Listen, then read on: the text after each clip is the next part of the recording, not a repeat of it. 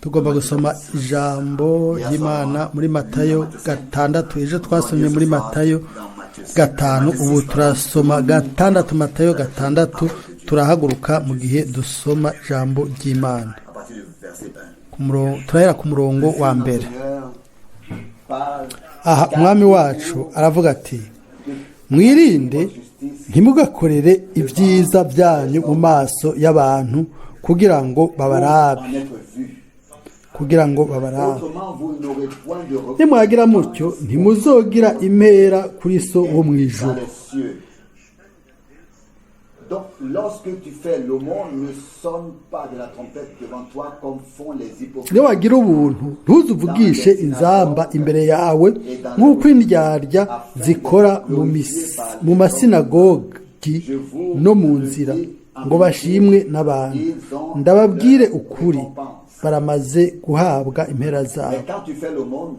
Ariko wowe niwagira ubuntu tumenyeshe ukubamfu kwawe ico ukuryo kwawe ukora, kugira ngo ubuntu bwawe bwirigwe mu mpisho, kandi so abona ibihishijwe azoguhera. Iyo musenga ntimukabe nka za ndyarya, kuko bakunda gusenga bahagaze mu masinagogi no mu mayira abiri ngo biyerekane imbere y'abantu. Ndababwira ukuri, baramaze guhabwa impera zabo.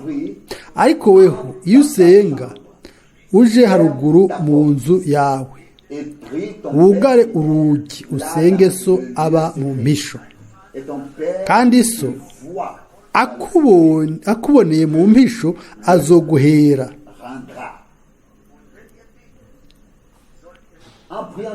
Kandi nimwasenga ntimukabomboranye amanwa nk'uko abanyamahanga bagira, biyumvira yuko bazokumvirwa ku bw'amajambo yabo menshi. Ntimuze muse nabo, kuko so azi ibyo mukenye mutaranamusaba. Amen. Nuko musenge mutya muti, Data wa twese wo mu ijuru, izina ryawe ryubahwe, ubwami bwawe buze, ibyo ugomba bibe mu isi nk'uko biba mu ijuru. Uduhe ibyo kurya dukwiranye uyu munsi. Uduhere imyenda yacu nk'uko natwe twahebeye abari mu myenda yacu, kandi ntutujane mu bitwosha nabi mu kidagi, ariko udukize wa mubi. Kuko ubwami n'ubushobozi n'icubahiro ari ibyawe ibihe bidashira. Amen. Kuko nimwaharira abantu ibyaha byabo, na so wo mu ijuru azobaharira nawe. Ariko nimutaharira abantu ibyaha byabo, na so nawe ntazobaharira ibyaha byanyu. Turasenga. Mana yacu mwizigirwa, turakushimiye mu mwuzuzo w'imitima yacu ko tugishobora guhagarara hano kuri ino saha tugakaraba kuri wewe mu ijuru, tukumva ano majambo ku buntu bwawe utubariye. Ijambo ryawe mwami riracafise ububasha n'uno munsi, nk'uko warivuze kiriya gihe kera, uko niko rikifise ubushobozi uno munsi. Utugirire ubuntu o Mana, kugira ngo twebwe nk'ubwoko bwawe dushobore gukora kandi turongorwe nk'uko ijambo ryawe rivuga. Kubwo ijambo ryawe uravugana natwe mwami, kandi wagendeye kuri ino si kera, wavuganye n'abantu umunwa ku wundi, ariko ijambo ryawe warariraze n'uno munsi uracafise ijambo hamwe natwe. Izina ryawe ryubahwe, rihabwe risengwe. Turagusabye uduharire ibyaha byacu n'amakosa n'ibigabitanye. Natwe turagomba guharira abatugiriye nabi, ariko aho twabuze gukora neza, twababaje uwuca nkuriya, ubikureho mwami, ubirandure. Ibintu byose bitabereye ubirandure, kugira ngo ukugomba kwawe kwera kube kuri twebwe muri ino minsi mbere no muri ano masaha o mana turagusavye mwami n'umutima wacu uduhezagire ube kumwe natwe ijambo ryawe rishobore kutubwirwa n'ubushobozi bwinshi mwami ushobore kurandura ikintu cose kandi ibijabija byose ubirandura ubikureho ibitari mu bwami bwawe uduhezagire kuno munsi mwami turagushimiye kubaje bose n'abataje ubafashe ubatabare twese dutabagwe turagusavye uhezagire uza kuzana ijambo ryawe uhezagire abaza kumva bose mwami turagusavye utugirire ubuntu bwawe mu bumwe bwawe natwe ube kumwe natwe n'iyo nyota yacu nico cyifuzo kandi iryo sengesho ibyubahiro bibe iby'izina ryawe ry'icubahiro Yesu Kristo amen amen Amen. amen Loué et remercié soit le Seigneur. Nihashimwe izina ry'umwami kubw'amahirwe ayo dusubiriye kugirirwa yo kuba hano turanezerwa ko mwebwe mumaze kuza mumaze kuba ngaha y'abakiri ku nzira kandi twese hamwe turagomba ko muri no minsi tugira umwimenyerezo n'Imana atari kumva gusa avugwa atari guhazwa kubera abandi bagize umwimenyerezo n'umwami ariko turagomba n'umutima wacu wose tubwire umwami twizere yuko Imana iza kutwegera izo twihishurira umwami yarasezeranye ngo isi ntizombona ariko mwe muzombona kandi nzokubiyereka amen Pawulo arandika mu Bikolosayi gatatu umurongo wa mbere gushika kuri gatatu ngo igihe Kristo niyahishurwa mu buzima bwacu natwe tuzoca duhishuranwa nawe mu bwiza turarindiriye ubwiza turashaka kubaho tukabona ingene abahungu n'abakobwa b'Imana bazokwerekanwa ibyo rero birakenewe yuko Kristo ubwiwe atari kumva inyigisho canke ivyumviro ariko ubuzima bwa Kristo ubwiwe nk'ubushobozi bw'Imana kuko ubushobozi bw'Imana bukora mu buzima bwacu bigaragara bishobora guseruka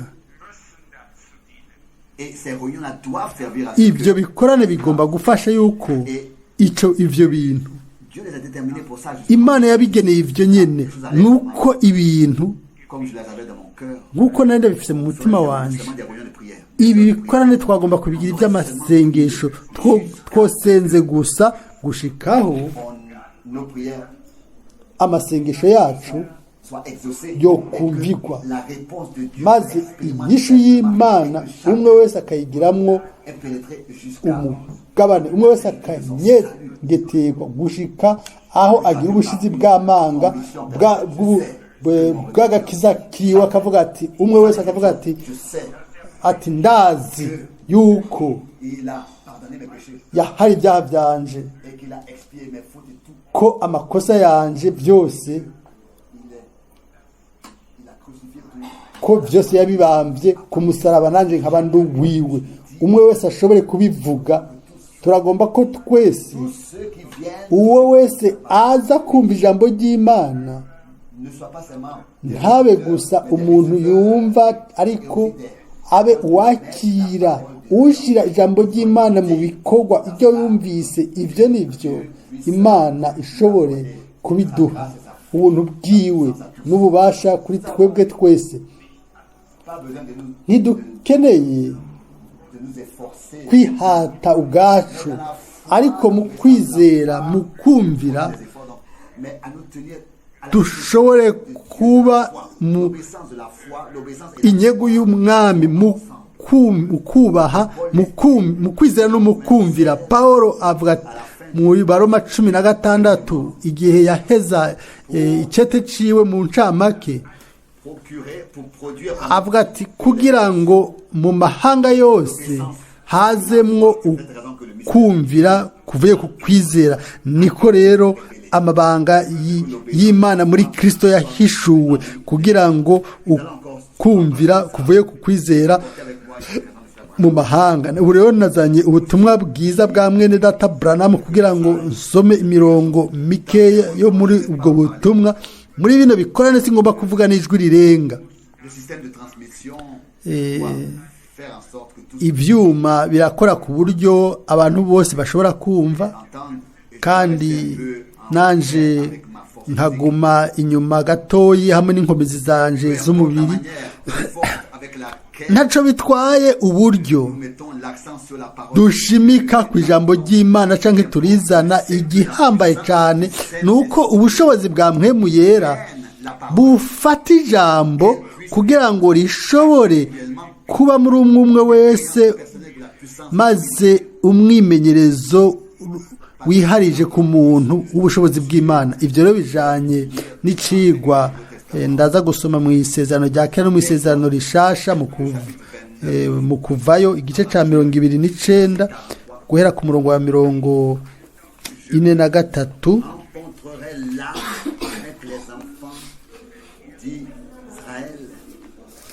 Et ce lieu sera sanctifié par ma gloire.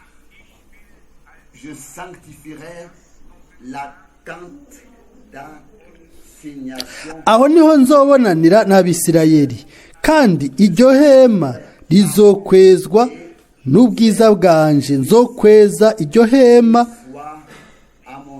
ry'ibonaniro bo ni gicaniro, na Aroni n'abana biwe nzobeza kugira ngo bakore igikorwa c'ubuherezi, kandi nzoba hagati mu Bisirayeli mbe Imana yabo, nabo bazomenya yuko nduhoraho Imana yabo yabakuye mu gihugu ca Egiputa, kugira ngo nze mbe hagati muri bo, ni jewe uhoraho Imana yabo.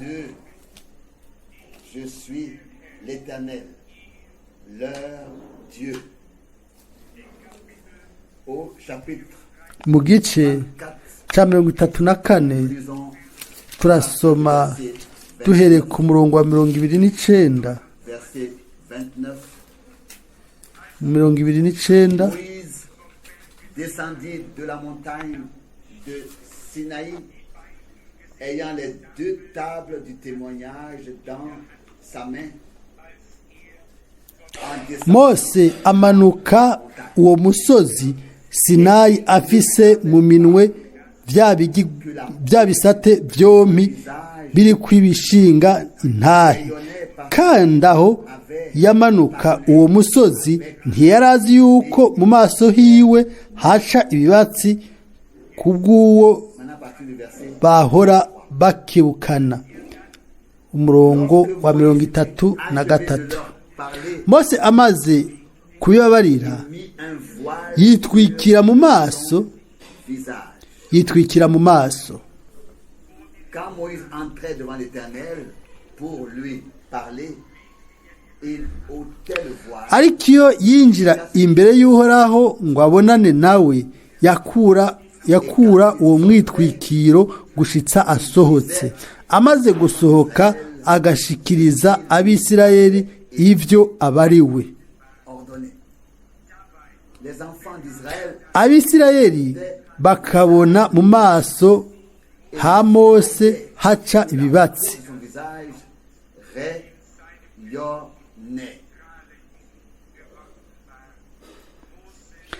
Mose akisubiza ko wa mwitwikiro gushitsa yongere kwinjira mwibonane ngo abonane n'Uhoraho.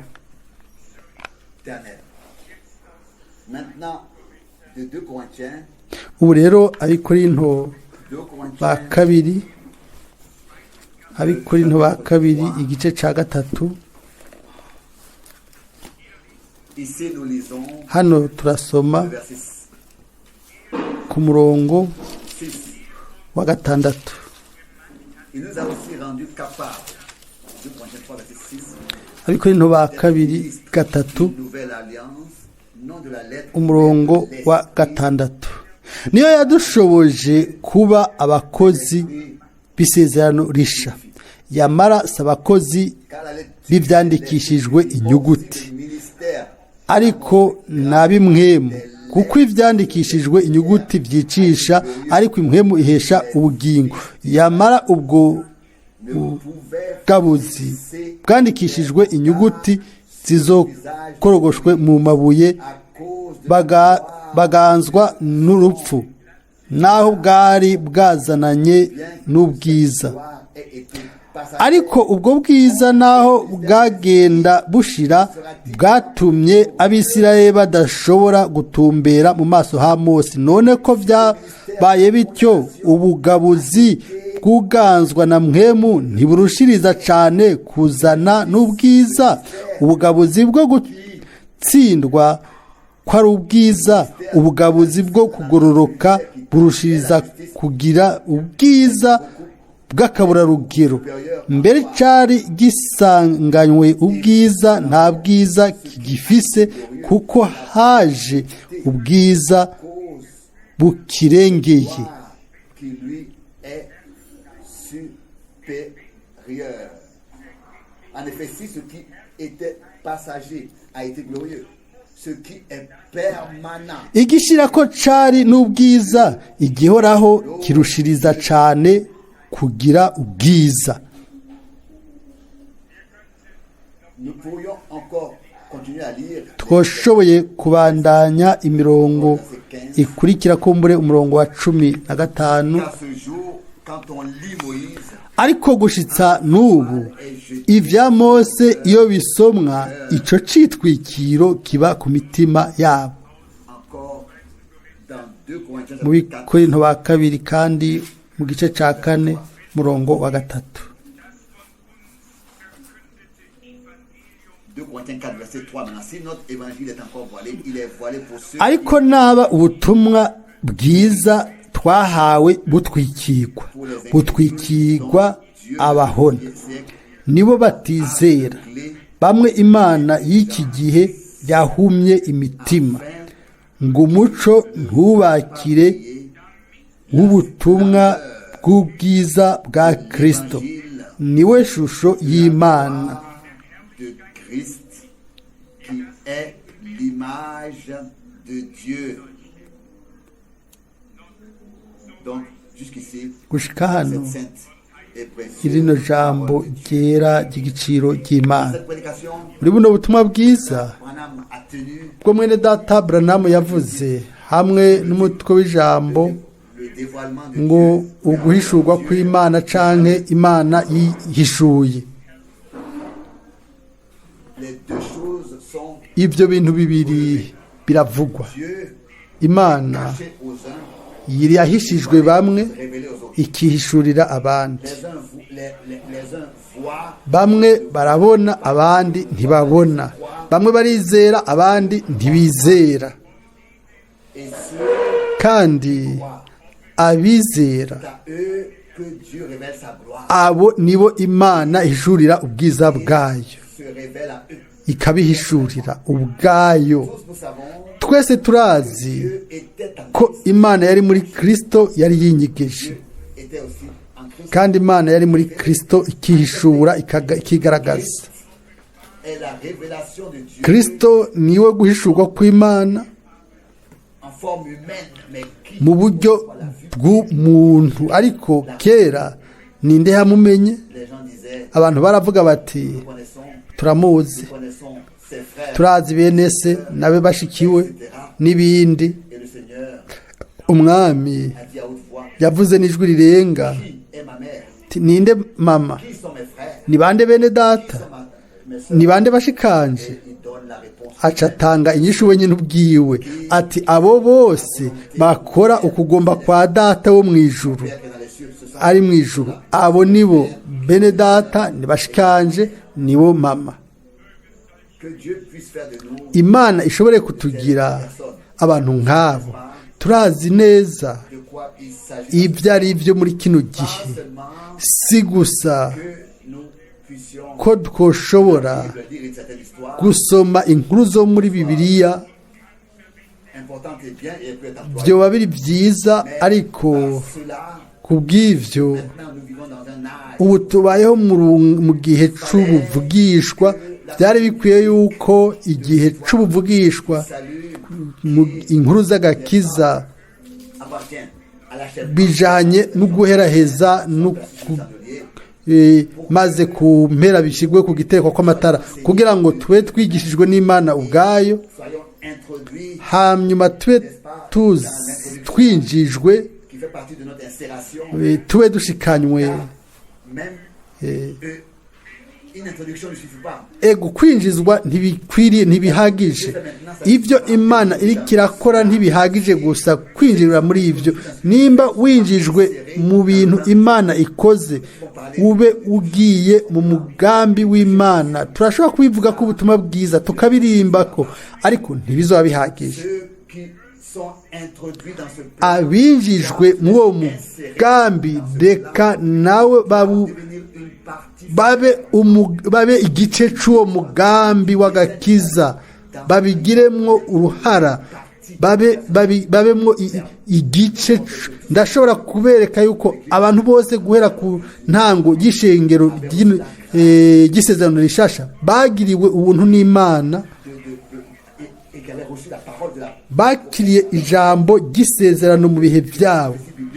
Ni kuri bo ubuhanuzi bwa Bibiliya bwashobora gusohorera. Turafata nk'akaroro Yohana Umubatiza, igihe marayika yaza kuri Zakariya maze akamuzanira ubuhanuzi bwa Bibiliya, akamubwira mbere ati uwo mwana azovuka uwo ari we, ko azogendera mu nyonga z'Uhoraho, mu mpemu no mu bushobozi bwa Eliya. Ntibyari gusa ugutangaza, ariko kwari ugutangaza ijambo ry'ubuhanuzi rya kera byari mu mugambi w'agakiza w'Imana. Uwo muntu byari by'ibiraba, byari byega wenyine ubwiwe, yari igice cy'uwo mugambi w'Imana muri we, kandi kuri we niho hasohoye ibyo umuhanuzi Yesaya ego yari yavuze mu gice cya 40:3, yari yabitangaje imbere y'igihe, kuko Mwene Data Branham hano muri buno butumwa yavuze ibintu byinshi. Ibi by'ukuri birakwiye yuko umuntu abyerekana. Nubusoma umurongo ngo ni ya Mana nyene ihishura ibintu byose, mu bwiza winjira mu bundi, mu kuba gahore winjizwa mu kuba gahore. Iyo niyo nzira ishengero rikurikira mu bihe by'urunganwe. Yarihishuriye abavugishwa nayo, kandi ntibari gusa abahanuzi barutumana duto. Baravuga ngo ibyo bavuga n'ibyo ibyo bavuga byari ijambo ry'Imana. Mbere bo bari umubiri Imana ihishijwemo, yinyegejemo. Abantu b'Imana baciye kuri nosi, bagendera mu mabarabara amwe nyene n'abandi bantu, bari bambaye nk'abandi bantu bose, bari barakiriye ijambo ry'Imana ritanga ubuzima. Ku bw'ibyo babaye ibitwazi b'amasezerano y'Imana. Hanyuma mu isezerano rishasha baciye bafata imero maze birasohora, biswe utumana dutoyi. Turamaze kuvuga kuri ico cigwa mu butumwa bwacu.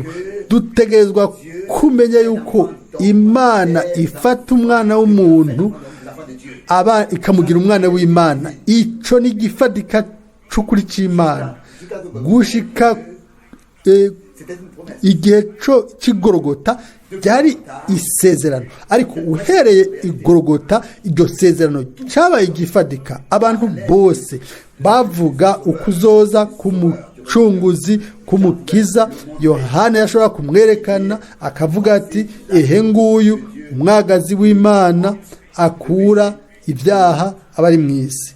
En Christ, Muri Kristo toute la prophétie ubuhanuzi bwose concernant notre réconciliation ku byerekeye ugusubizwa hamwe natwe n'Imana byose byabaye ibifadika hano mu mubiri w'inyama. Kuri twebwe abantu les deux sont vrais. ibyo bintu bibiri ni by'ukuri. Dieu était en Christ, Imana yari muri Kristo, nous étions aussi natwe ubwacu avant même la fondation même du monde twari muri we imbere y'uko isi n'ijuru bibaho. dans le dessein du Twari mu mugambi w'agakiza w'Imana. Ibyo ubu kumbure complètement le saisir. ntidushobora kubifata ngo tubitahure neza, ariko bino byanditswe birabivuga neza. Pawulo aravuga ati twabambanywe na Kristo, duhambanwa nawe, Nous sommes ressuscités. tuzuranywa nawe.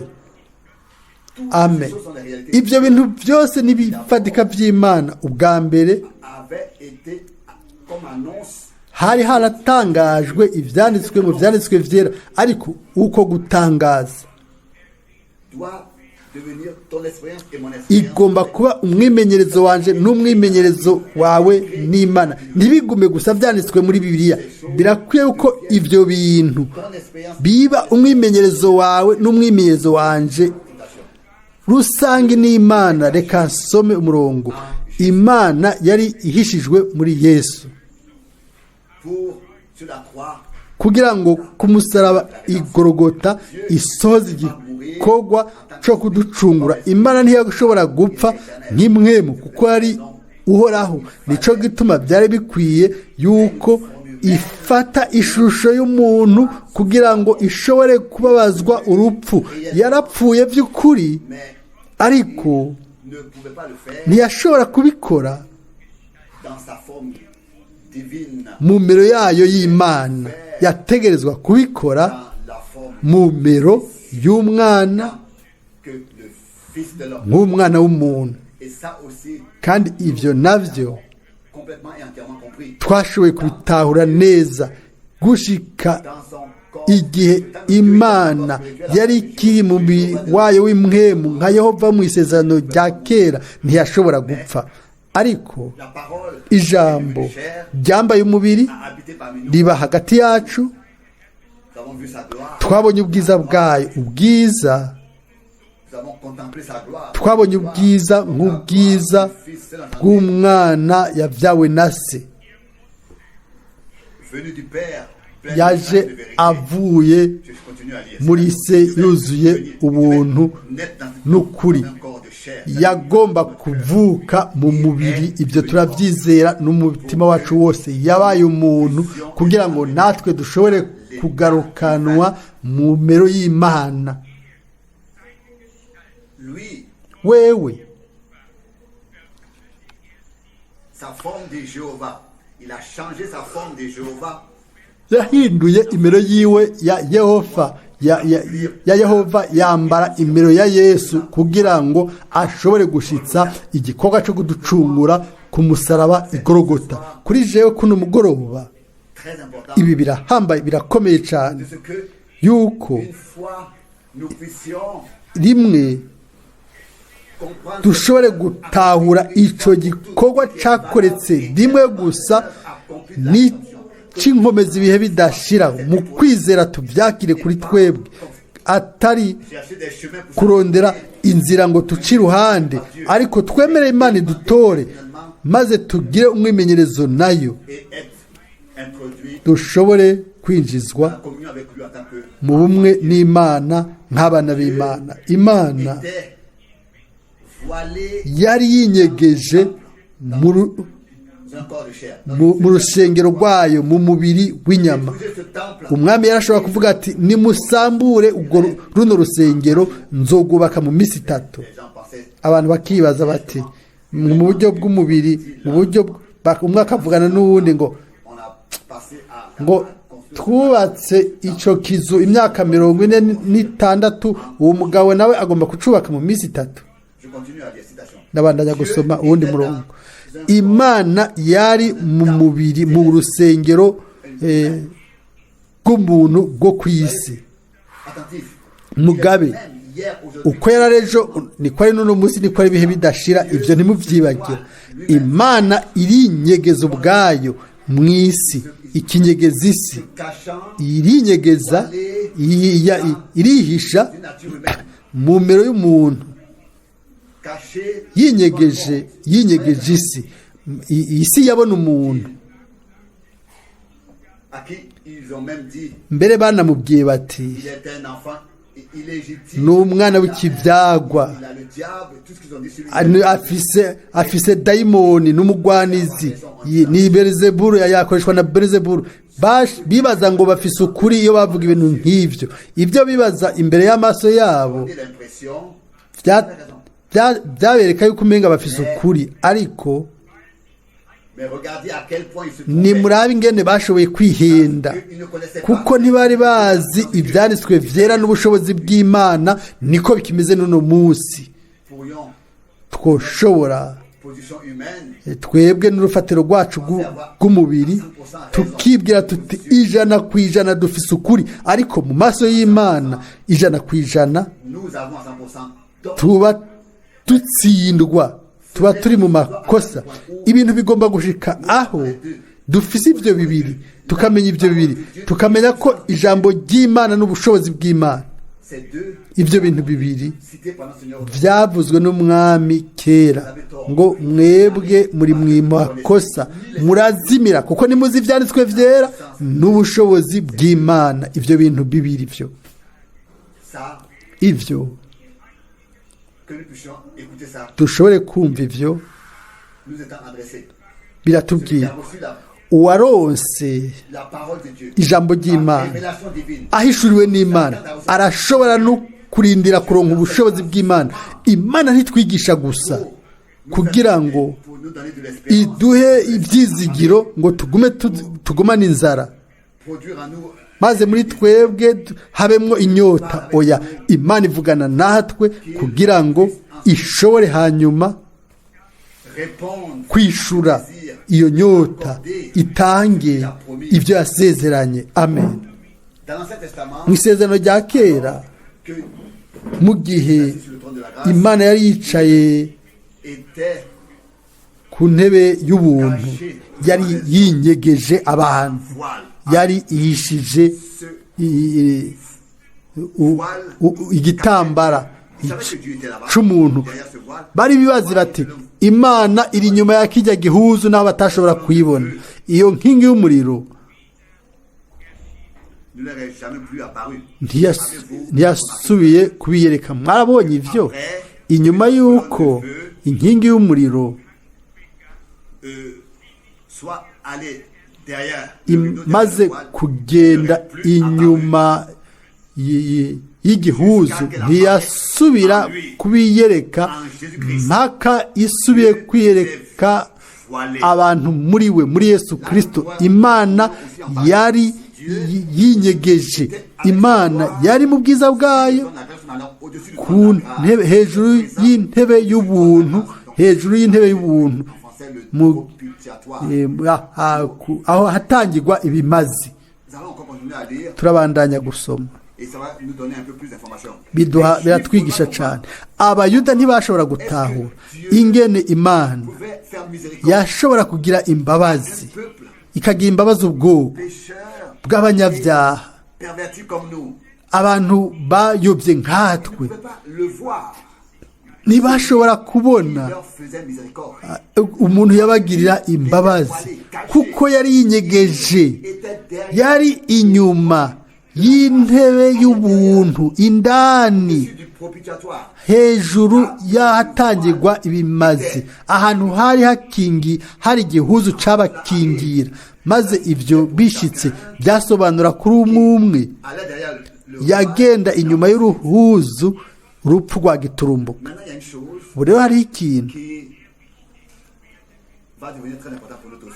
kizakuba gihambaye kuri twebwe twese. Soit par an, le souverain umunsi umwe ku mwaka umuherezi mukuru afise amaraso y'impongano le voile, yashobora kwinjira entrer derrière le voile. hirya y'igihuzu.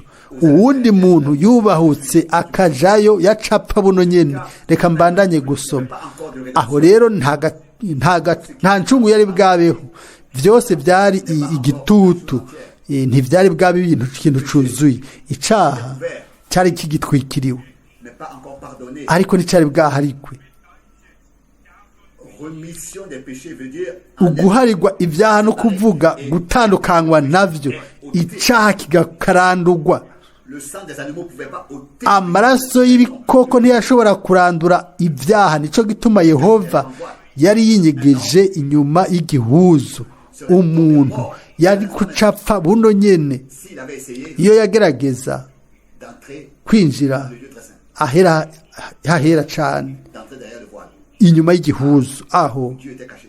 aho Imana yari yinyegeje. Lors de la crucifixion, Igihe co kumusaraba, igihe co kubambwa, igihe Yesu qui était ce Dieu voilé, we Mana yari yinyegeje, igihe yapfa hari Golgota, Dieu a envoyé du feu et des étincelles. Imana yarungitse umuriro n'amasasi, ikiratabura rwa ruhuzu uhereye hejuru gushika hasi, À tel point que tout le ku buryo ahantu hose hahera cane.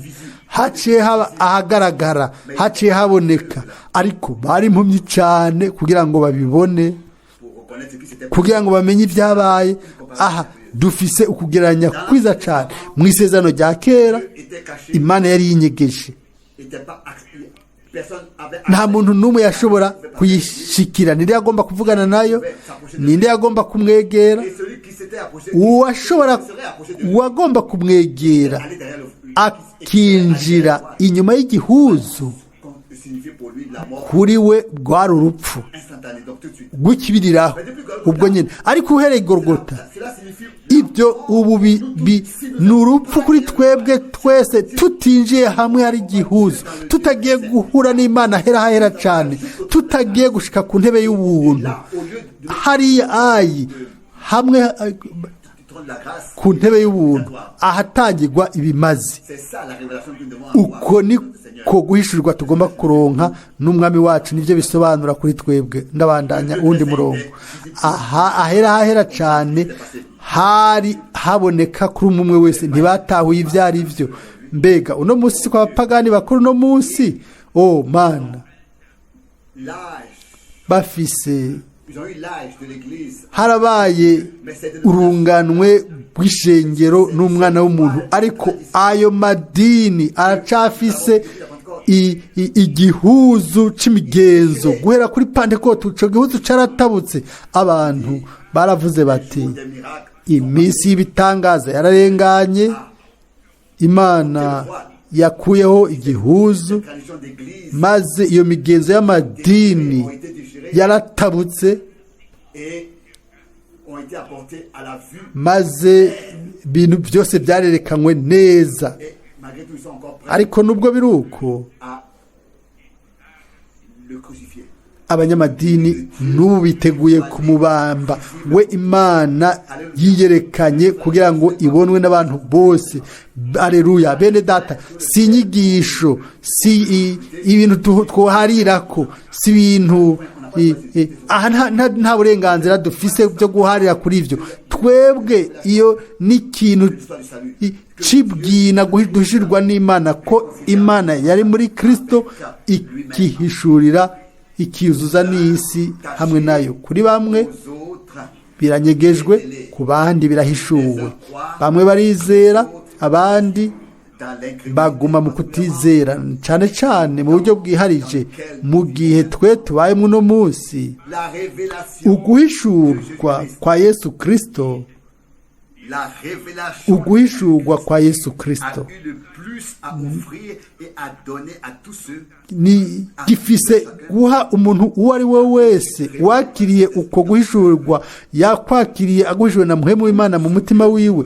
Ibyo ubundi bwo ibyo twokumva nk'inyigisho n'ubumenyi ni byiza kandi birakenewe, ariko haranditswe ngo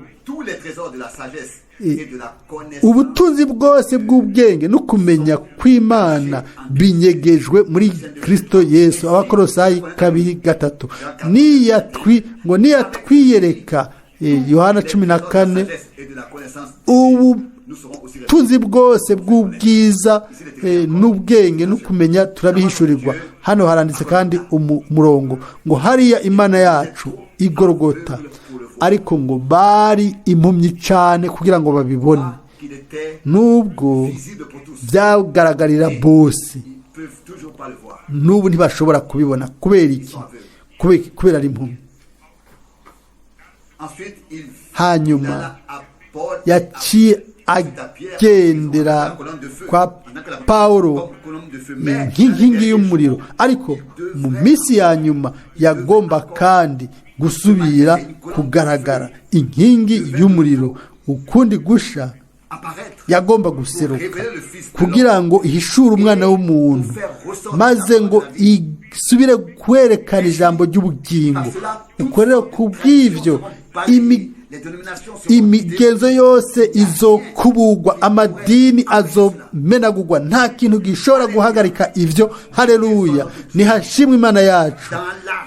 Mu guhishurwa kwa Yesu Kristo harimwo ubushobozi bw'Imana. Nta muntu n'umwe ariho ku isi yoshobora kunigana n'Imana n'ijambo ryayo.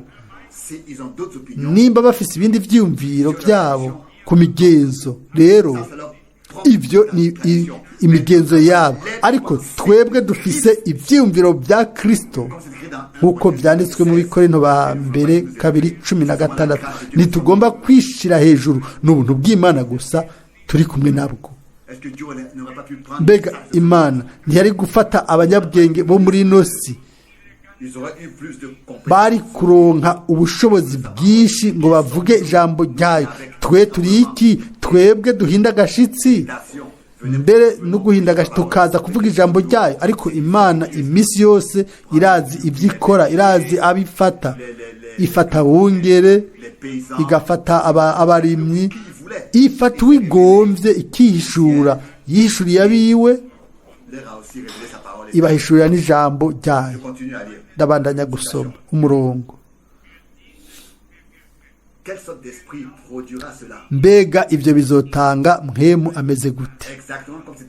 Neza neza nk'uko byari mu runganywe rwa mbere. Nimurabe mu minsi ya mbere ibyakoreka mu minsi, nimurabe ibyo yakoze mu gihe cya Eliya n'ibyo yakoze mu gihe cya Yohana Umubatizi.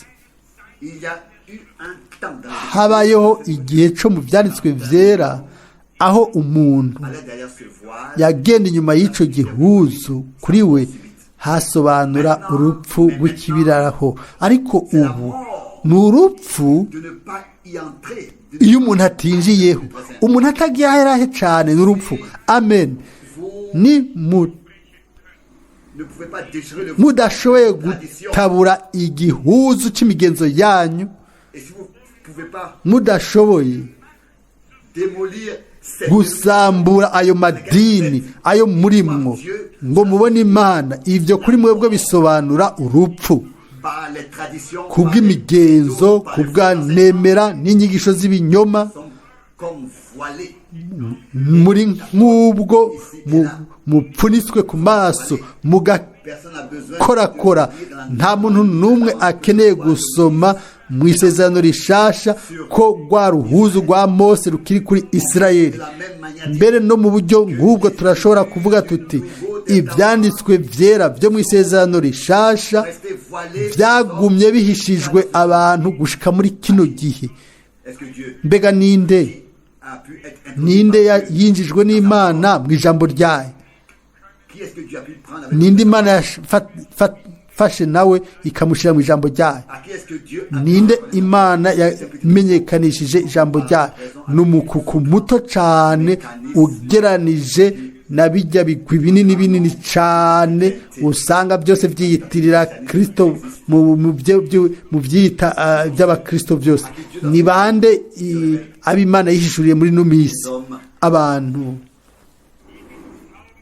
qui se sont levés et qui sont sortis, bahagurutse bagasohoka et qui sont sortis de toutes ces clés. bakava mw'izo nzitiro zose z'amadini bagasiga inyuma yabo iyo migenzo yose n'izo nemera n'izo sobanuro z'abantu, bagasohoka bakashibura iyo myambiro yose ya kera bakayijugunya, bakaba bakaronka irobe risha, bakakira gusa ijambo ry'Imana. Ijambo ry'Imana twakira ntirigomba kuvangwa, niko ryari rimeze ku ntango y'isezerano rishasha, niko bizokwama bimeze ku ishengero rya nyuma. Hano haranditswe kandi ngo igihuzu caratabutse, ubwiza ni bw'Imana yacu. Ninde anezerwa n'ivyo? Ninde akuwa ko n'ivyo? Ivyo bitubarira iki? Nitukiri hanze, twe turi ndani. Niturindira yuko Kristo azoza kugira ngo adukize.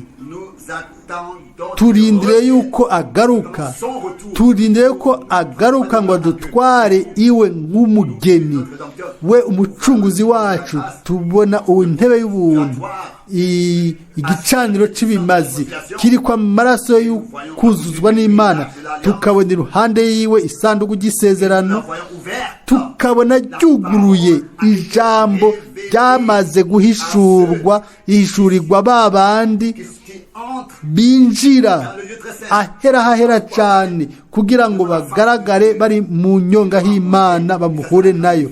Iryo niryo tandukaniro rinini hagati y'abavugabutumwa n'ibyo abantu bavuga bisanzwe. Ibintu bisomwa hose rimwe ku mwaka. Hariho umuntu asoma agahumiriza kuko ni cya gisomwa yamavuga kiri ku mutwe. Hari ibitandukaniro rinini no guhishurirwa ijambo ry'Imana rizima, ijambo ry'Imana rihishura ukugomba kw'Imana muri kino gihe. Sinzi ko twagomba gusobanura iryo tandukanira. Mbega twararigize mu mimenyerezo. Jewe ubwanje ndashobora neza kwibuka kiriya gihe, n'umutima wanje ndashimira Imana yuko uno munsi tuticaye ngo twumvirize umunyabwenge w'ivyanditswe, ariko twicaye ku birenge by'umucunguzi wacu, umukiza wacu. Niwe ijambo ryiwe yari haye ubuzima muri twebwe, ajyambika ubwiza. Uno munsi reka tugire umwimenyerezo w'ubushobozi bw'Imana. Mbega mwirindiriye ivyo? Amen. Dutegerezwa, tugomba gufata umuntu wacu w'imbere tukamwegurira ivyo bintu. Umuntu agomba kwakira ikintu mu biganza vy'Imana, agomba kubanza kubyizera. Niko byari bimeze kubaza ku mwami ngo bakizwe. Bategerezwa kwizera ko umwami akiza. Uwagomba kubohoka yateza kwizera yuko umwami ashobora kubohora. Uwagomba gukira indwara yizera ko umwami yakiza indwara. Uwagomba kuronka agakiza yizera ko umwami atanga agakiza. Umwe wese yari afise icyo akeneye yaza ku mwami atazanye ibintu ibihumbi, azanye ikintu kimwe c'umutwaro mu kwizera. Niko bimeze no mu bikorane. Dutegerezwa kureka guhitishamwo, ariko tugatumbera ikintu kimwe gusa cyangombwa. Nubisobanura kugira umwimenyerezo w'Imana mu bushobozi bwayo. Ivyo birakenewe cyane ko dushobora kwizera ico ivyanditswe vyera bivuga, tukavyizera nk'uko ivyanditswe vyera bibivuga. Ica kabiri nuko dutegerezwa kurindira yuko Imana ituzotugendera n'ubuntu bwinshi. Hano iyo tuje mu gikorane ntihagire ikintu na kimwe twitega. Aho ntihagire utanga ariko atana kimwe yarose. Uza afise icyo arindiriye ko Imana imubwira, arindiriye yuko azi ko Imana iza kumuvugisha neza. Imana iraza kumuvugisha. Dutegerezwa kuza n'inyota mu mutima wacu, kandi hanyuma tukabona yuko imana yishura inyota zacu. Rero abo bantu iyo baba baramenye ijambo ry'Imana bari kumenya muri iriya minsi igihe umwami Yesu yapfa, bari kubona intebe y'ubuntu, bari kubona intebe y'ikimazi, bari kumenya uwo muntu uwo ari we. Kubera iki igihuzu caciye gitabuka muri kiriya gihe? Nimwibaze. Aravuga ati uwo n'umurongo, ati bisobanura urupfu. Kubona ahera cyane kwinjirayo bisobanura kubera iki? Ego nta muntu, kubera ko atanumwe yamenye ibyo. Mose yabonye igitutu ciwe, byari yabonye ko ari mu mugongo w'umuntu. Hano i Golgota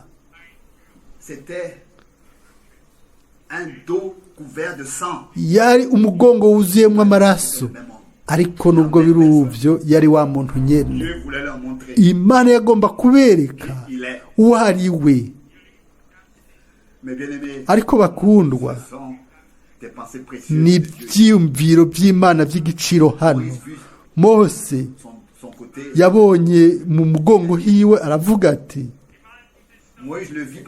Mose yamubonye ubw'inyuma, wari umugongo w'umuntu.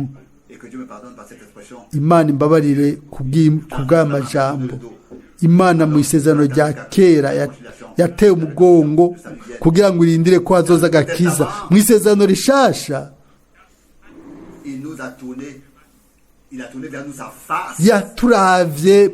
aturabiye mu maso k'umusaraba, yaciye atambika amaboko, aravuga ati nimuze mwese abarushe n'abaremerewe, ndaza kubaha uburuhukiro bw'ubugingo bwanyu. Mbega itandukaniro y'isezerano rya kera n'isezerano rishasha. Nimba umuntu abateye umugongo, uca umenya uti isaha iyo ariyo, ingene bateye umugongo. Ntagomba yuko hari ico musangira namwe, nta na kimwe agomba ko musangira, ariko bukwi na bukwi ibintu bigaca bihinduka. Aha rero hakaba hariho umutwe. Indirimbo ivuga ngo mutwe wuzuye amaraso n'ibikomere n'imibabaro n'ugucokorwa. Wa mutwe we wacokowe wuzuye amahwa.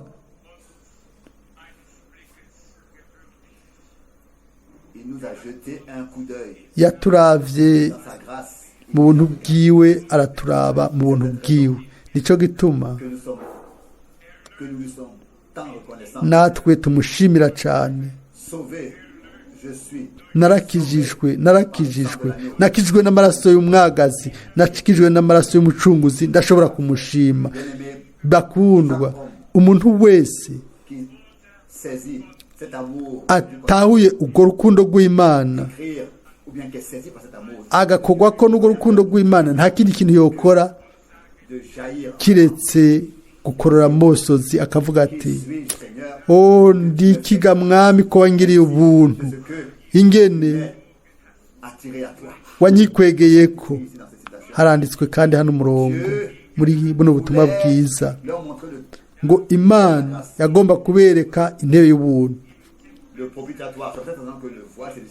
Nico gituma igihuzu catabukiye hejuru gushika hasi kubwo ikiganza c'Imana uhereye hejuru. Uko rero niko Imana yerekanye, byerekanye Imana mu buryo iboneka kuri bose. Yari Yesu hariya ku musaraba i Golgota. Intebe y'ubuntu yari ibonetse. Igicaniro c'impongano cyari kibonetse, ariko abantu bari impumyi ngo babibone. Mbega uno munsi siko bimeze. Uno munsi aya majambo y'umusaraba avugirwa hehe? Aho abantu bohamagarwa ngo basohoke, ngo babwirwe ngo mu buryo bufoboye bashoboye kugira umwimenyerezo umwe wese n'Imana, kuko batanga ubutumwa bw'imibano, nibwo butangazwa. Abantu bakagumizwa mu byaha byabo atangorane, ariko umunsi umwe bazokwikangura byarenganye ariko haravumwe uzo kwikangura yamaze gupfa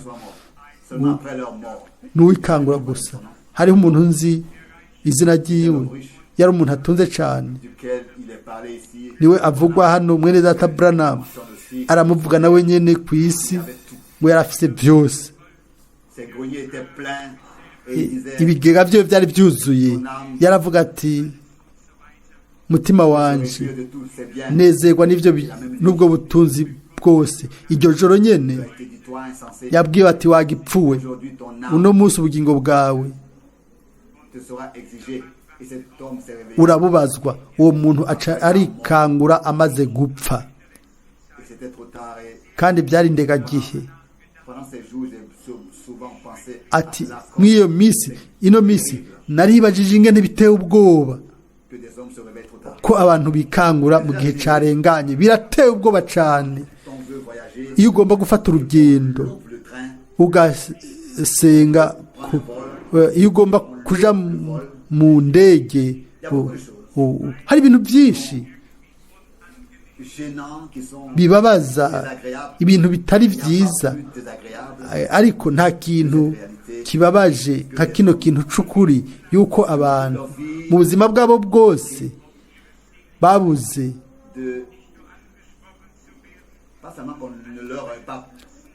atari uko abantu batababwiwe iby'agakiza canke batemeye ko babwirwa agakiza canke batemeye ko Imana ibabwira. ntibitayeho kugira umwimenyerezo n'Imana mu gakiza kabo. umurongo hano, ahantu hose hariho amashirahamwe y'imigenzo y'abantu, gushika abantu batakimenya gutandukanya imigenzo y'abantu. ariko ntihashimwe Imana yarasezeranye ko mu minsi ya nyuma kwizotwereka ijambo ryayo, ikagerekana rigaragarira abantu bose, ikagerekana bigaragarira abantu bose. mbega ibintu by'ukuri by'Imana. Imana yarasezeranye kandi yarakoze. nta gihe kigeze kibaho, yaba mu isezerano rya kera cyangwa mu isezerano rishasha, aho ijambo ry'Imana hamwe n'umugambi wose w'agakiza mwido nido byoba byarahishuwe, amen, bikamenyekanishwa nk'uko byabaye mu gihe cy'iwacu. turashimira umwami ku bw'ibyo. Mose yarazi kumbure ibyo Enoke yari yaravuze n'abandi bakeyi bari baravuze, Eliya ibyo ab'imbere yiwe bari baravuze, cyangwa iby'Imana yamubwira. Pawulo nawe yagiye ku mwami imbere y'uko Yohana ku kizinga ca Patimo yari yakira bijya bintu bya nyuma nk'ibyo twarose bya nyuma. ariko rero uno munsi iyo turavye inkuru z'ishengero guhera mu bagororozi, Imana yakoze ibihambaye. ariko nubwo biruko,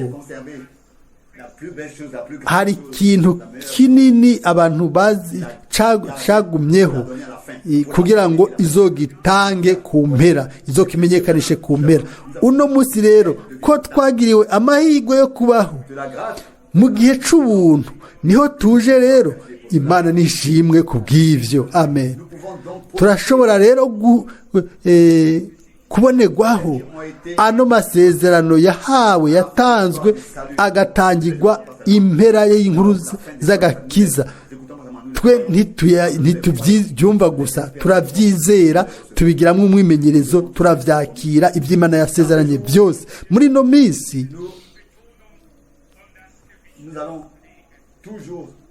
iminsi yose tuzoguma dushimika kw'ivyo, ko umuntu agomba kugira umwimenyerezo n'Imana, ntagomba kuba umuntu yumva gusa agaca yibagira akigira.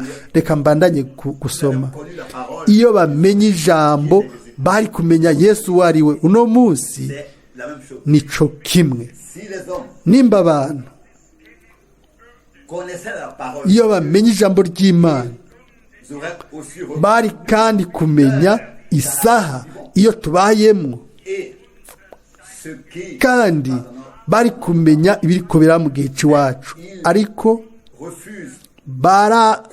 baranka kubw'imigenzo yabo de prêter l'oreille à la ngo parole de Dieu. batege ugutwi ijambo ry'Imana. Est-ce que cela n'est pas une Mbega ibi si ibintu bibabaje, réunion ibikorane byiza cyane, des chorales, abaririmbyi n'ibikoresho byo gucuraranga bikomeye cyane, abaririmbyi bakaririmba, maze muri ibyo bikorane byose aucune révélation ariko divine, nta guhishurwa na kumwe kw'Imana volonté de n'ijambo ry'Imana no kugomba kw'Imana muri ibyo bintu byose. Nta jambo ry'ubuvugishwa, nta nyigisho n'imwe, nta n'inyigisho yo kwinjiza abantu mu by'Imana yasezeranye. parfois, Rimwe na rimwe quand cela vient sur moi, iyo ibyo binje ko je me souhaite nca nifuza yuko puisse umwami kuri runo runganwe faire une offre de grâce. yokora impano y'ubuntu by'ukuri, Tous puissent encore umuntu wese entendre parler de ces choses. agashobora kumva havugwa ibyo Dieu bintu. sait, n'est-ce pas? Ariko Imana irazi ibyo yateguye. Nous pouvons nous souhaiter beaucoup de choses. Turashobora kwipfuza ibintu byinshi twipfurije, ariko hazosohora gusa ibyo Imana mu mugambi wayo w'agakiza ibyo yateguye. Ariko nimba twebwe ubwacu twarakijijwe, turagomba yuko abandi bose bokizwa, kuko ukuri kwabaye ukw'igiciro kuri twebwe. Turagomba yuko Précieuse pour beaucoup. koba ukw'igiciro kuri abandi bose, nk'uko natwe twinjijwemo tukazanwa mu ibanga ry'ijambo ry'Imana. Turifuza yuko abandi benshi nabo barongorwa bakinjizwamo. Quel est le sens Mbega hasobanura iki rino kanguro ririko riraba, ririko rirasobanura iki? Mbega qui va prospérer? Est-ce qu'il sera rizotera imbere, rizotanga umugisha? Je ne veux pas parler de toute cette interprétation. Singomba kuvuga izo sobanuro zose z'abantu, ntibindaje ishinga n'ibindi byose bavuga cyangwa ndabyumvire ko. Ariko Aussi, du temps de Moïse, no mu gihe cyo kwa Mose hariho parmi le peuple, mu bwoko mélangé. uruvange. Cela reste ainsi. Ibyo niko kimeze gushika uno munsi. Imana niyo ukuri, Tout homme reste. umuntu wese aguma ari umunyabinyoma. Ijambo ry'Imana ni ry'ukuri. Dieu n'a pas besoin d'interprétation. Imana ntikeneye Car gusobanura ikintu yo nyene ubwayo, isobanura ijambo ryayo, ihishura ijambo ryayo. ça, c'est l'interprétation. Uko niko gusobanura. Imana iriyerekana muri twebwe, Nous le voyons. tukayibona, tukabona ikiganza cyacu cy'ububasha Révèle toutes ces choses. bigaragaza ibyo bintu byose. Mbega turashobora kuvuga amina kuri ibyo? Amen. Avons-nous Mbega la main du Seigneur, tumaze kubona ikiganza cy'umwami, de laquelle il est écrit, ahanditswe la droite de l'Éternel est ngo élevée, ukuboko kuhoraho kuri hejuru kugumana intsinzi. Amen. ça n'a pas d'importance. Ntacyo bitwaye kangahe De désordre, de confusion. hoba hari akajagari n'ugwijiji n'ibintu by'uruvange n'ibiriko biraba ahantu hose, Du blé. ingano ziguma ari ingano, Il n'a rien à changer. nta kintu gihinduka kuri ivyo. Ça va changer. Nta na rimwe bizohinduka ibihe bidashira, zizoguma ari ingano. Ikintu cyose cama imbuto nk'uko kiri. Ego Dieu, le principe, le commencement. nico cagezwe c'uhoraho, byanditswe mu byashe Yohana 3:14. De la terre et de la mer. Le commencement de la création de Dieu, création. Intango yo kurema y'Imana, ijambo ry'Imana ry'isezerano rimaze kwakirwa, maze mpwemu yera A créé, akarema muri Mariya, a fait sortir de Marie yasohoye muri Mariya rujya rubuto rw'ubuzima. Haremwe l'engendrement de Dieu. ni Imana yavyaye. Bakundwa, abadogiteri bariko barabiharirako, ariko abera barabinezererewe. Ariko mu buryo bumwe natwe Recevons dans notre twakira mu mitima yacu ijambo ry'isezerano, kandi iryo sezerano n'iryo mbuto itabora y'ijambo. Niho mpwemu yeraza, mpwemu w'Imana muri twebwe akarema ubuzima bushasha bw'Imana, atari ibyumviro muri twebwe, ariko kubw'iyo mbuto atari ibyiyumviro, oya ubuzima bw'Imana ubwayo buremwe na mpwemu yera. Nimba umuntu ari muri Kristo aba ari icaremwe gishasha, ikiremwa gishasha. Ibintu vya kera byarenganye, ngo heraba ibintu byose bibaye bishasha. Ndafise ubutumwa nzozana kuri ico cigwa n'umurongo yasubiye kuvuga nk'uko dutegerezwa kugaba ku kiganza c'Imana mu by'ikora, maze n'ingene ibihishura imbere y'amaso yacu.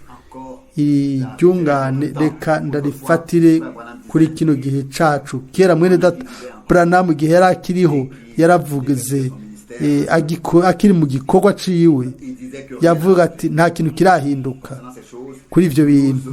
Na twebwe ubwacu tugomba kugaba, tugakangurwa, maze tukaraba neza ivy'Imana ikirakora uno munsi.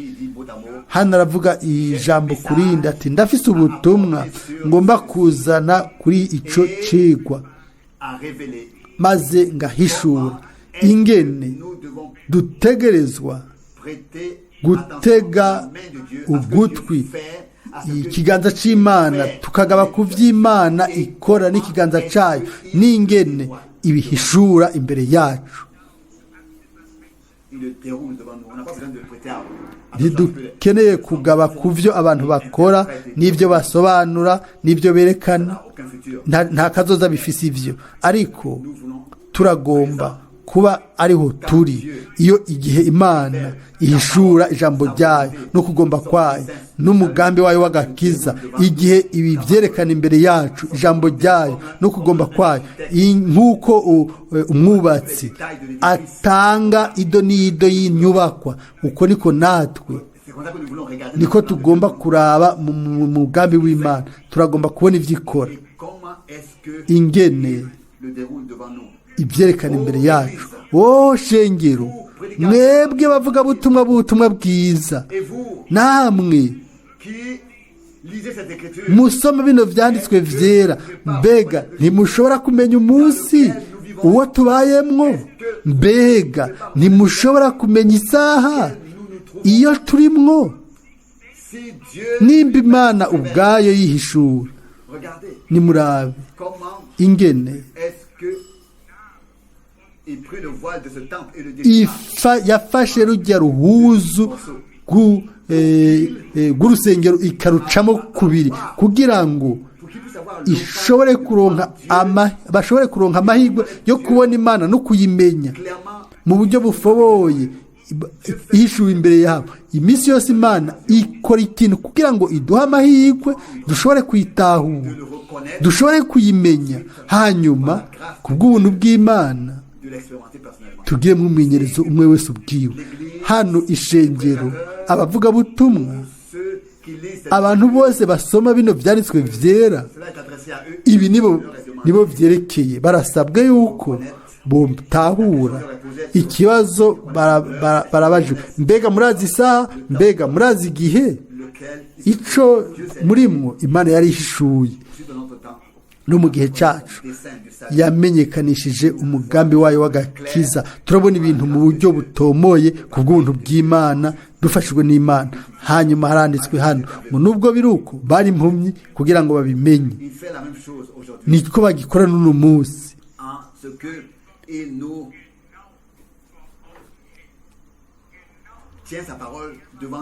Ijambo ryayo imbere y'amaso yacu neza neza nk'uko yabidusezeraniye.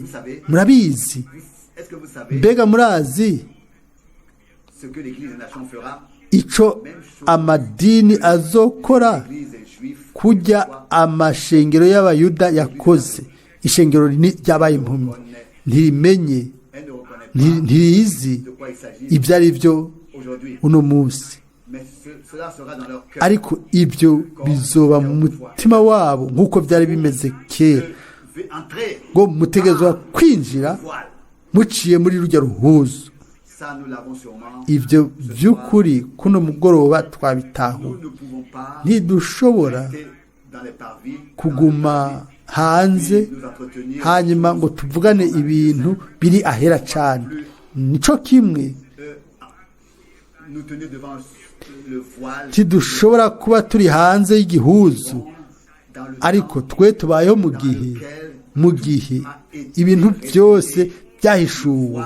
Igihuzu cyarakuweho cyarakinguruwe. Tubayeho mu gihe cyo guhishurwa kwa Yesu Kristo.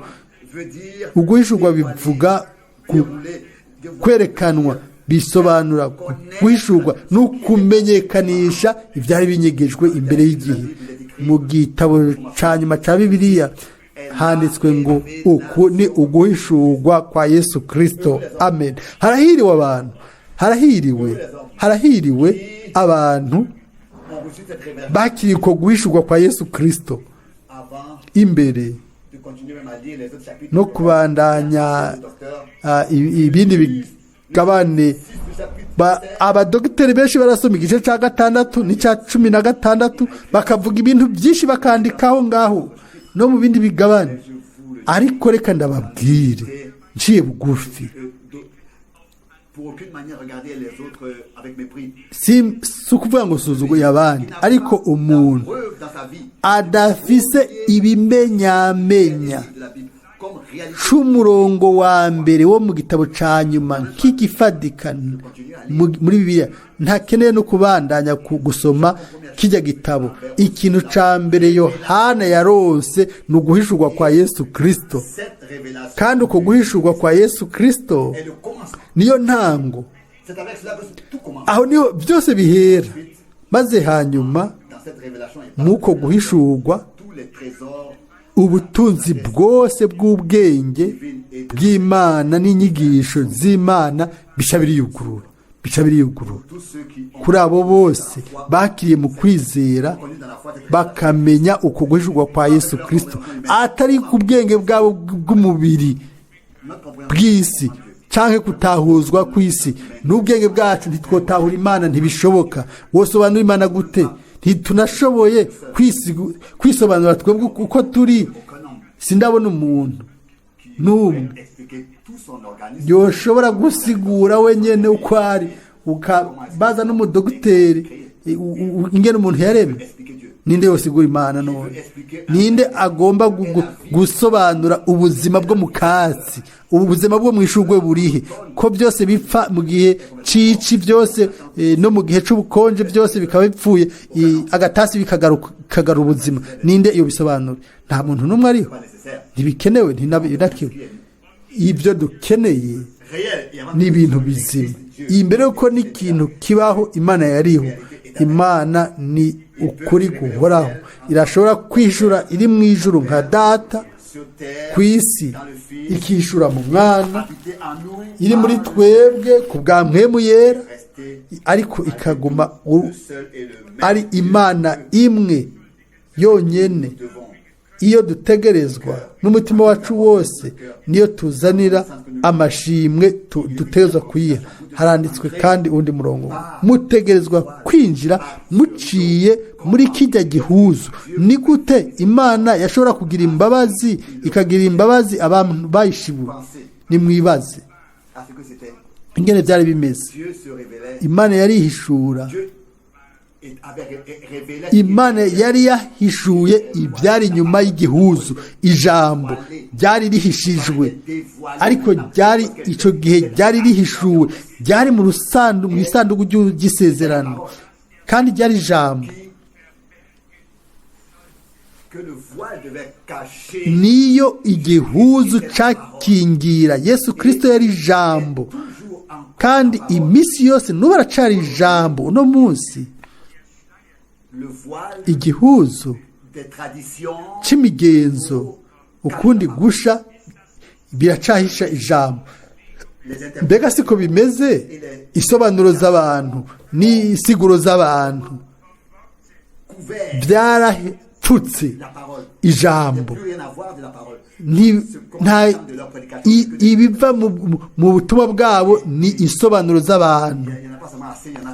kandi si nkeye ni byinshi cyane isobanuro z'abantu abagomba kuzizana, ariko uno munsi reka tuze ku mpera. Inyuma y'igihuzu ahera hahera cyane hariyo ijambo,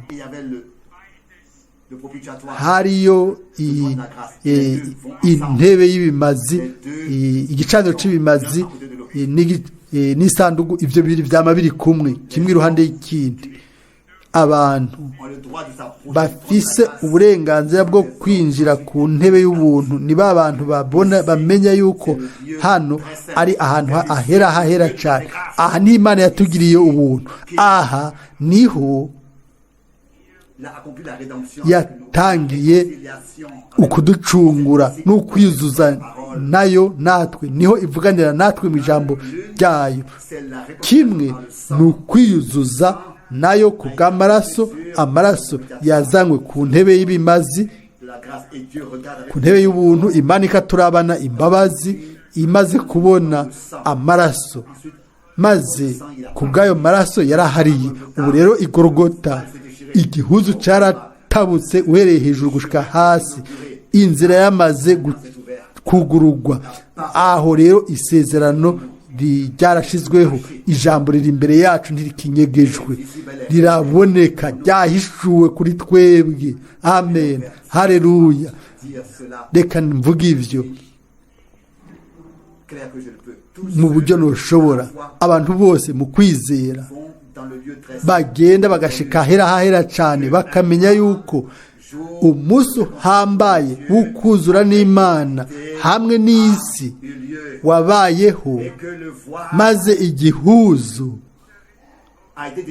catabutse nk'ikimenyetso yuko uko kuzura n'Imana kwabayeho, inzira ikaba yaruguruwe. Intebe y'ubuntu yari iruhande y'isanduku y'isezerano, inzira yaramaze kugurugwa. Twaracunguwe, twarakijijwe, twagira ubuntu n'Imana. Ubu turi ab'Imana, ibyaha byacu byaratangiwe impongano, ibyaha byacu byarababariwe. Yesu Kristo yarampaye ubuzima. Amen. Niko indirimbo ivuga ngo ndidegemvya, nabaye uwidegembya, narabohowe. Igihano cacu no gucirwa kw'iteka byamuguyeko, igihano kiduhesha amahoro camuguyeko. Kubw'imishagu yiwe twakijijwe indwara zose. Abaroma 5:1. Amahoro n'Imana ni kubwa Yesu Kristo umwami wacu. Gorogota ntabwo ari gusa ikibanza, si ahantu gusa ikibanza, ariko ni igorogota, niho ukuzura n'Imana n'abantu niho byabereye. Twagiriye ubuntu n'Imana, agakiza twarakakiriye. Ubu rero turi mu nyonga y'Imana, tubaye mu nyonga y'Imana, turaza mu nyonga y'Imana ngo twumve ijambo ryiwe, kandi riratwugururiye.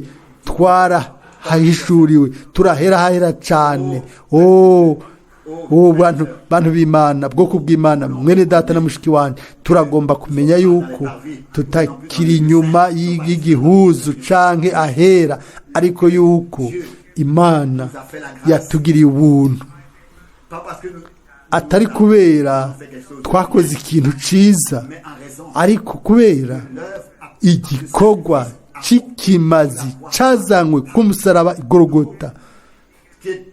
Twebwe abari kure twigijwe hafi, abansi babaye abagenzi, abana b'abantu bahindutse abana b'Imana. Kubw'ivyo n'umutima wacu wose turashobora kwiharura muri abo bantu. Nimba mu nyonga ha Mose hagaragaza ubwiza mu gihe yakira amabwirizwa, ibyagezwe muri iyo yarimo gucira kw'iteka, ariko nubwo biruko mu maso hiwe haca ibibatsi. Yashoboye kumenya yuko Mana ica urubanza yatanze ibyagezwe byayo kandi bikaze, izo kwihishura nk'umucunguzi. akishyirako ugucirwa kw'iteka kwacu.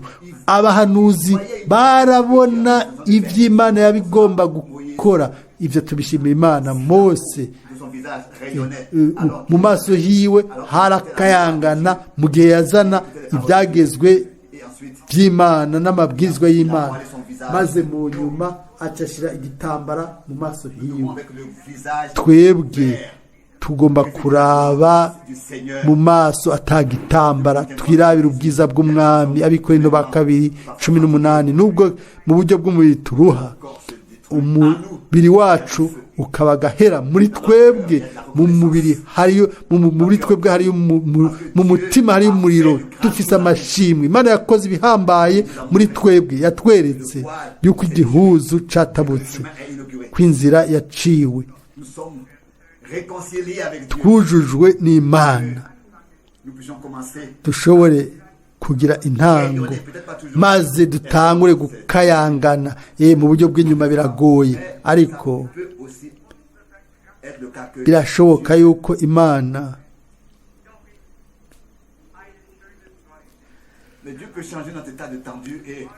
ishobora guhindura ibintu by'iwacu, ikabishyiramo umunezero muri twebwe. Uwo munezero uzoba inkomezi. Ikiganza c'Uhoraho kiguma kiri hejuru, kikagumya intsinzi y'Igorogota kubw'abacunguwe bose. Niko kera twarabohowe, twagizwe abidegembya mu giciro kinini.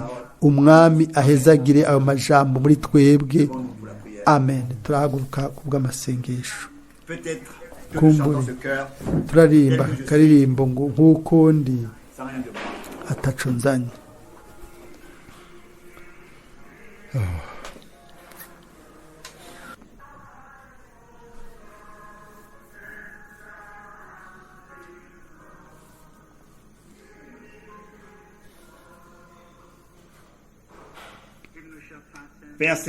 Data wo mu ijuru, uko niko tuje imbere kuri wewe. Ego turagomba kwegera intebe y'ubuntu, tugushimire umutima wacu wose ko wagize ibyiyumviro by'agakiza kuri twebwe muri ino minsi. Mwami, muri ino minsi mu buryo budasanzwe wavuganye n'ubwoko bwawe, watanze uguhishurwa kw'ijambo ryawe mu buvugishwa. Ubu rero twebwe ni twebwe tugomba kumenya ingene